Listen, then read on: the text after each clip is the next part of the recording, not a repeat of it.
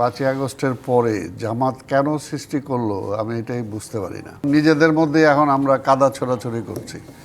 এই কাদা ছোড়াছড়িটা কেন? লাভটা কার? বিএনপিকে খাটো করতে পারলে বা তারেক রহমান খালেদা জিয়াকে খাটো করতে পারলেই কি মানে জামাত আগায় যাবে? যার যার নিজের যতটুকু আছে ততটুকু নিয়ে আমার যাওয়া উচিত। আওয়ামী লীগ একটা দীর্ঘ সময় মুক্তিযুদ্ধ নিয়ে রাজনীতি করেছে। আব্দুল সালাম আবার সেই মুক্তিযুদ্ধ নিয়ে আবার সেই ধর্মভিত্তিক রাজনীতির দিকেই আসলে আমরা কোনো না কোনোভাবে ফিরে যাওয়ার চেষ্টা করছেন কিনা কিছু কিছু রাজনৈতিক দল।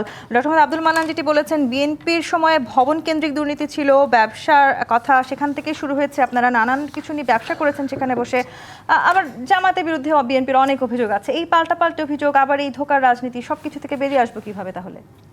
এটা তো আপনাকে ধন্যবাদ। আমার সাথে দুই আলোচক, ওনাদেরকে ধন্যবাদ জানাই। যারা দেখছেন শুনছেন তাদেরকে ধন্যবাদ।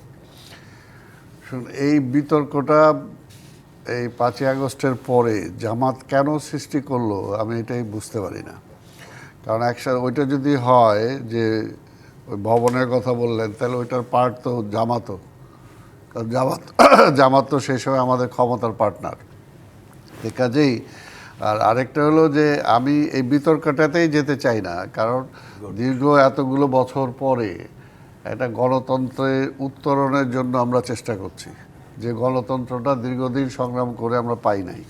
কিন্তু এখন নিজেদের মধ্যে এখন আমরা কাদা ছোড়াছড়ি করছি। এই কাদা ছোড়াছড়িটা কেন? লাভটা কার?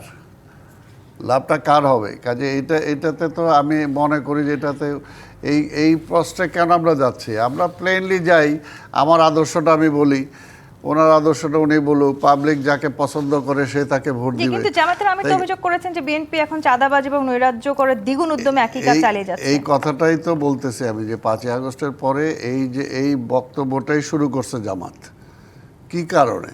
এটা উদ্দেশ্যটা কি? বিএনপিকে খাটো করতে পারলে বা তারেক রহমান খালেদা জিয়াকে খাটো করতে পারলেই কি মানে জামাত আগায় যাবে? তো নতুন এবং ফিরে আসা গ্রাহকদের জন্য নগদে চলছে ক্যাশব্যাক সহ প্রতিদিন হাজারো উপহার জেতার সুযোগ। হবে আশা আর ফেরা, সারপ্রাইজ সেরা।